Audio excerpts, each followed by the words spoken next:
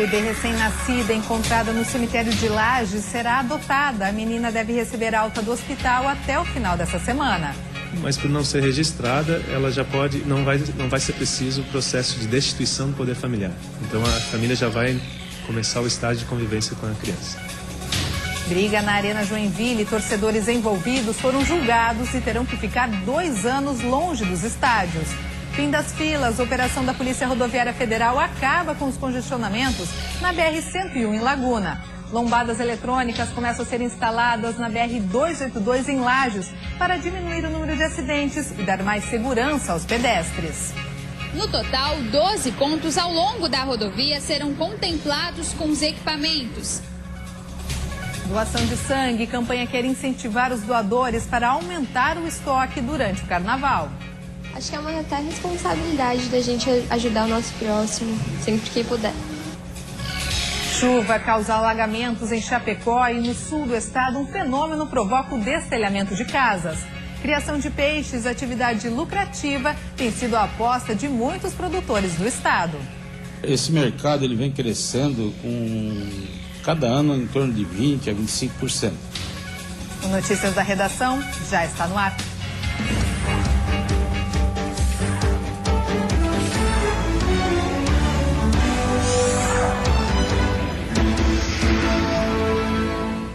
Olá, boa tarde. A bebê recém-nascida, que foi encontrada no cemitério de Lages na última terça-feira, já está sendo adotada por uma família. A menina ainda está no hospital, mas deve receber alta amanhã.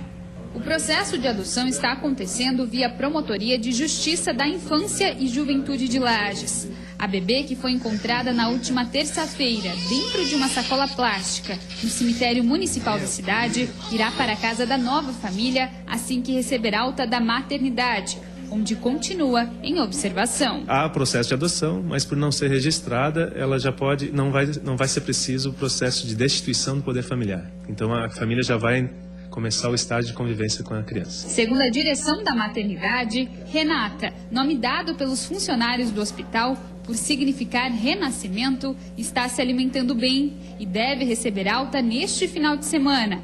O promotor que cuida do caso explica que a identificação dos novos pais será mantida em sigilo. Sigiloso justamente para proteger a criança e os adotantes. Caso contrário, eventualmente o pai ou a mãe poderia ir atrás da criança, né, atrapalhar bastante o estágio de convivência. Já a Polícia Civil tenta identificar a verdadeira mãe da menina. Imagens de câmeras de segurança instaladas próximas ao cemitério, onde a bebê foi localizada, estão sendo analisadas. O inquérito foi aberto para investigar o caso. Pelo menos 14 dos 31 réus envolvidos na briga entre torcidas de Vasco e Atlético Paranaense na Arena Joinville tiveram o processo suspenso. Para conseguir direito ao benefício, eles vão ter que respeitar as restrições impostas pela Justiça. Entre elas, ficar longe de estádios por 2 anos. A audiência aconteceu no Tribunal do Júri devido à quantidade de réus. 16 torcedores dos 22 que estavam aptos a ter o benefício de suspensão do processo compareceram. Entre eles, o ex-vereador de Curitiba, Juliano Borghetti, e William Batista da Silva, torcedor do Atlético Paranaense, que teve que ser atendido e levado de helicóptero ao hospital no episódio de dezembro de 2013. Todos os envolvidos no processo respondiam pelos crimes de dano ao patrimônio público, formação de quadrilha e por incitar a violência em evento esportivo, mas 2 crimes foram desqualificados. O crime de dano, apesar de ter ocorrido um dano de pequena monta, não se comprovou quem foi a pessoa que cometeu. Da mesma forma, apesar de o evento criminoso ter envolvido diversas pessoas, não ficou demonstrado que eles previamente combinaram de vir à cidade de Joinville para cometer crimes, de modo que também não se demonstrou o crime de formação de quadrilha, restando apenas o crime do Estatuto do Torcedor. Esse crime do Estatuto do Torcedor ele tem uma pena muito baixa, e por ter uma pena muito baixa, a própria lei obriga que se formule uma proposta que se chama Proposta de Suspensão Condicional do Processo. Dos 16 torcedores que estavam na audiência, apenas 2 não concordaram e vão permanecer com o processo em andamento. A Justiça ainda vai analisar o caso dos outros 6 que não compareceram nem foram ouvidos por carta precatória. Como alguns mandados não retornaram, a gente precisa verificar se esses 6 que não compareceram, eles foram efetivamente intimados ou não. Em não tendo sido, por exemplo, eles são intimados para uma nova oportunidade. Para ter direito à suspensão do processo, os torcedores beneficiados vão ter que se apresentar à Justiça todos os meses e pagar as custas do processo. Além disso, eles não vão poder mudar de endereço sem comunicação prévia, muito menos viajar por mais de 15 dias sem autorização judicial. Eles também vão ter que se manter afastados de estádios por 2 anos. Caso contrário, o processo é reativado. 9 réus não tiveram direito ao benefício, 2 deles por possuírem antecedentes criminais. Os outros 7 vão ser julgados separadamente. Eles estão incluídos em outros 2 processos em que respondem pelo crime de tentativa de homicídio durante a briga. Para os demais, os que são acusados também do crime de tentativa de homicídio, possivelmente esses processos serão encaminhados a julgamento pelo Tribunal do Júri. A Polícia Federal realiza hoje a 9ª fase da Operação Lava Jato, que investiga um grande esquema de lavagem e desvio de dinheiro envolvendo a Petrobras, grandes empreiteiras do país e políticos. Santa Catarina é o estado com mais mandados a serem cumpridos, um total de 26 em 6 cidades. A operação teve início ainda na madrugada em São Paulo, Rio de Janeiro, Bahia, além de Santa Catarina. Aqui devem ser cumpridos 16 mandados de busca, 7 de condução coercitiva e 3 de prisões temporárias. Segundo informações da Polícia Federal, 2 empresários de Itajaí foram presos ainda pela manhã e já foram encaminhados à sede da PF de Curitiba, que centraliza as investigações. Uma terceira pessoa não teve o mandado de prisão temporária cumprido, pois está no exterior. A empresa Arxo, que fabrica tanques de combustível e tem sede em Balneário Pissarras, no litoral norte do estado, também é suspeita de estar envolvida no esquema. E a Prefeitura de Florianópolis liberou as licenças para a construção na Ponta do Coral, na Beira-Mar Norte. O projeto é discutido há vários anos na capital. O projeto prevê uma área construída de 30 mil metros quadrados, quase 1/3 do projeto inicial. Agora, para início das obras, falta a liberação da LAP, licença ambiental prévia, que pode ser emitida em breve pela Fátima. O atual projeto, que segundo a Prefeitura atende à legislação vigente, não contará com o aterro do mar e a borda d'água permanecerá de acesso livre para o público, sendo uma continuidade do passeio da Avenida Beira-Mar. O mega empreendimento turístico da Ponta do Coral prevê um hotel de 18 andares, com mais de 200 apartamentos e heliponto, uma obra de 161 milhões de reais. E você vai ver depois do intervalo, começam a ser instaladas as lombadas eletrônicas na BR-282 em Lages. O objetivo é diminuir o número de acidentes e dar mais segurança aos pedestres. No total, 12 pontos ao longo da rodovia serão contemplados com os equipamentos. E ainda a campanha quer incentivar a doação de sangue para aumentar o estoque durante o carnaval. Acho que é uma até responsabilidade da gente ajudar o nosso próximo, sempre que puder. Essas e outras informações depois do intervalo.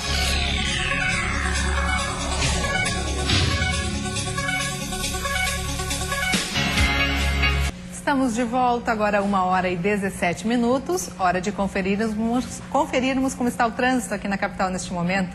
Você vê aí imagens ao vivo das pontes que fazem a ligação Ilha-Continente. Trânsito um pouco mais intenso na ponte Pedro Ivo, que dá acesso à região central da capital. Já na Colombo Salles, o trânsito flui com bastante tranquilidade. Neste momento, 24 graus em Florianópolis. No sul do estado, a Polícia Rodoviária Federal está fazendo testes na BR-101 para reduzir filas. A medida deve ser aplicada durante o carnaval, quando o fluxo de veículos deve ser ainda maior por causa do feriado prolongado.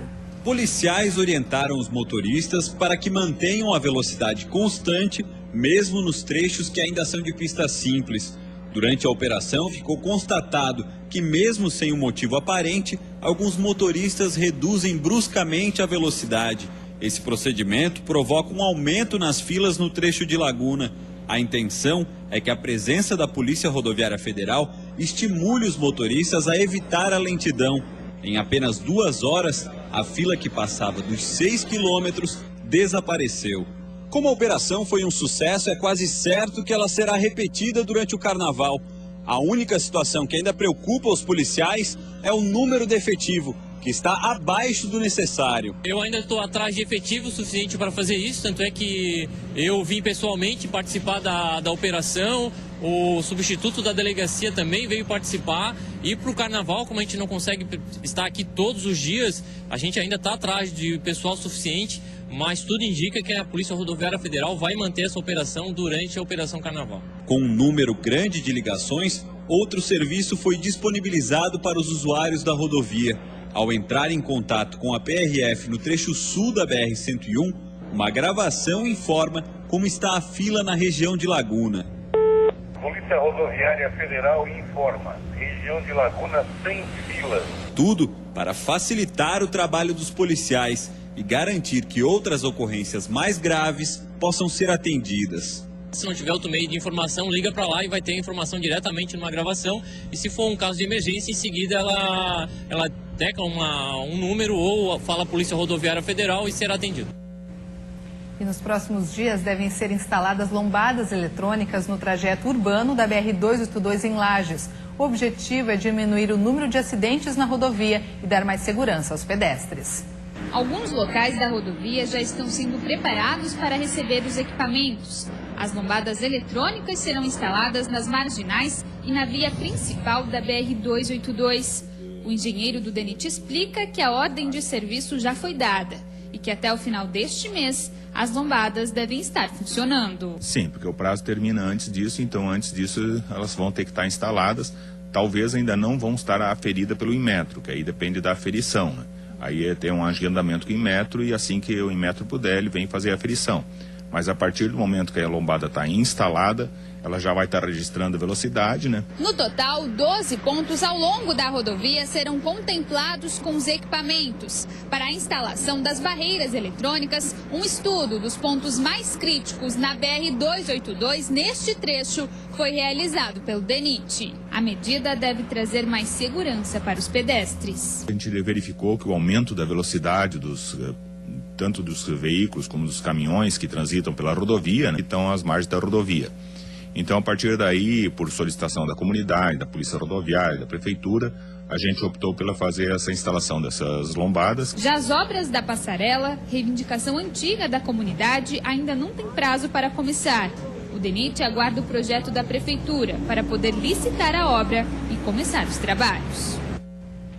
O Hemocentro de Santa Catarina lançou uma campanha de verão para estimular novos doadores de sangue no estado. O objetivo é aumentar as doações no período do carnaval, época em que os estoques ficam abaixo do ideal. A meta da nova campanha é chegar a mais de 10 mil doações semanais. Com essa quantidade, o Hemocentro do estado consegue operar com tranquilidade. A preocupação maior é reforçar os bancos de sangue no carnaval, pois é justamente nesse período que a demanda aumenta e os estoques diminuem. Muitas pessoas viajam, acabam deixando a doação para depois e isso acaba levando os doadores a virem depois do verão. Sempre tem um pouquinho assim de doadores a menos nesse período do verão. Em Florianópolis, o fluxo normal de doadores varia entre 130 e 150 pessoas por dia. Os doadores mais escassos são aqueles que possuem o fator sanguíneo negativo. Isso acontece porque há um percentual menor da população com este fator, mas todos os tipos são necessários e há vários perfis de doadores. A gente tem mais de um perfil de doador. A gente tem aquele doador de repetição, que é aquele doador que é fiel, que vem 3, 4 vezes ao ano. E a gente tem o doador esporádico, aquele que doa uma vez ao ano. Vivian tem apenas 20 anos e já é doadora desde o ano passado. Ela acredita que as pessoas deveriam se conscientizar e ajudar quem precisa. Acho que é uma até responsabilidade da gente ajudar o nosso próximo, sempre que puder. Desta vez, além de fazer a sua parte, Vivian também incentivou a amiga Tainá a doar. A estudante veio pela primeira vez e garante que virá mais vezes, pois este ato pode salvar várias vidas. Se você está em boas condições de saúde, pode doar. É importante, sim. Em uma doação, são retirados aproximadamente 450 mililitros de sangue e leva de 5 a 10 minutos. Para doar é preciso ter entre 16 e 69 anos. Menores de idade precisam estar acompanhados dos pais para fazer a doação. É necessário estar alimentado, ter boas condições de saúde e não ter se submetido recentemente a cirurgias. Os homens podem doar a cada 60 dias e no máximo 4 vezes por ano. Já as mulheres, a cada 90 dias e até 3 vezes ao ano. Para fazer a sua parte e doar sangue, o Hemosc de Florianópolis funciona de segunda a sexta-feira, das 7h15 da manhã até o 12h30. As empresas interessadas em fazer parcerias com o Hemosc podem ligar para o DDD 48 3251 9700. E a seguir, chuva causa alagamentos em Chapecó e no sul do estado um fenômeno provoca o destelhamento de casas. E ainda atividade lucrativa, a criação de peixes tem sido a aposta de muitos produtores do estado. Esse mercado ele vem crescendo com cada ano em torno de 20% a 25%. O Notícias da Redação volta já já.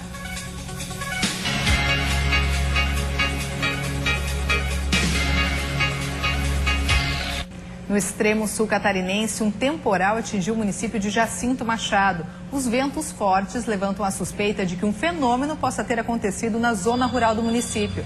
Os prejuízos ainda estão sendo calculados. O temporal registrado nesta semana durou cerca de 40 minutos. Tempo suficiente para causar muito estrago na zona rural de Jacinto Machado. Nesta casa, todo o telhado foi arrancado e, por sorte, não havia ninguém na residência. Pelo menos 12 postes foram derrubados e árvores foram arrancadas.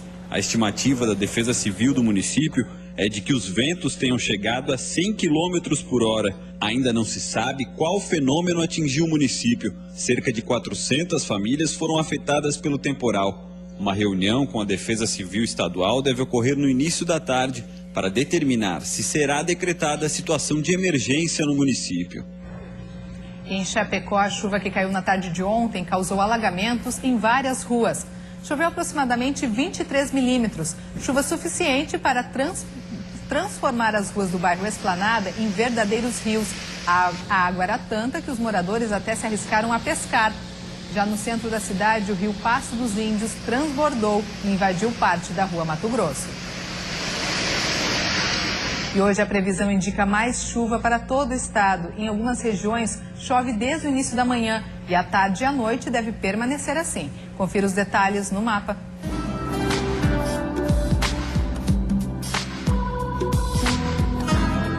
Na Serra e no litoral norte, muitas nuvens durante a tarde com possibilidade de pancadas de chuva, máximas entre 24 e 29 graus. No oeste, no Vale do Itajaí, instabilidade. As nuvens predominam, podendo ocasionar chuva, e os termômetros marcam máximas entre 25 e 26 graus.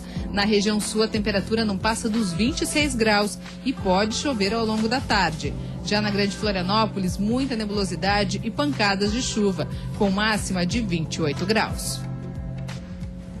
Santa Catarina é atualmente um dos maiores produtores de tilápia do Brasil. O peixe representa hoje 60% do mercado nacional de peixes de água doce, um setor que tem atraído cada vez mais produtores.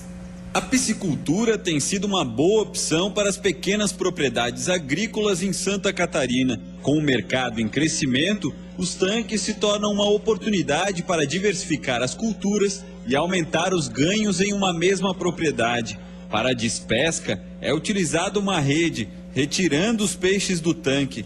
A tilápia é pesada no local e colocada nestes compartimentos. Os peixes são transportados vivos até o frigorífico. Praticamente toda a produção é para a comercialização do filé, um mercado que, de acordo com o proprietário do frigorífico, está em constante expansão. Esse mercado ele vem crescendo com cada ano em torno de 20% a 25%. Por quê? A gente foi buscar tecnologia em outros lugares que já está mais desenvolvido. É a primeira despesca nesta propriedade. O açude, com 6 mil metros quadrados, produziu cerca de 5 toneladas. Mas para ter uma ideia do avanço tecnológico do setor, com investimentos, o mesmo açude pode chegar a produzir 6 vezes mais. Um cultivo mais intensificado, 3, 5 peixes por metro quadrado, já requer condições especiais para se cultivar esse peixe, né?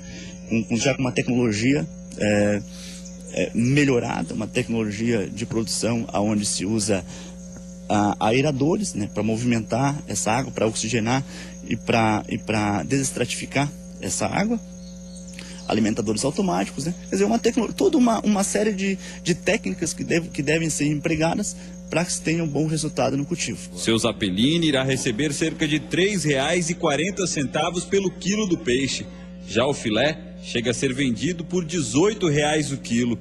Uma rede em que todos ganham, mas mesmo assim para o produtor que ainda está começando no cultivo de tilápia, falta o apoio governamental, principalmente para as pequenas propriedades. Somente o pequeno produtor ele está deixando de ser atendido, ele não é valorizado por aquilo que ele faz, pelo alimento que ele ainda produz, pela alimentação que ele põe na mesa, principalmente lá na cidade. Então, acho que nós precisamos ser um pouquinho mais valorizados. A tilápia representa hoje 60% do mercado nacional de peixes de água doce. Santa Catarina é atualmente um dos maiores produtores da espécie no Brasil. E para quem pretende iniciar no setor, a dica é buscar conhecimento. Ele deve buscar uma unidade municipal de EPAG, né, onde os nossos técnicos vão estar capacitados a dar todas as diretrizes, né, quais são as necessidades para se ter um bom sucesso, para se ter sucesso nesse novo empreendimento. E hoje a gente fica por aqui. Uma ótima tarde para você e até amanhã.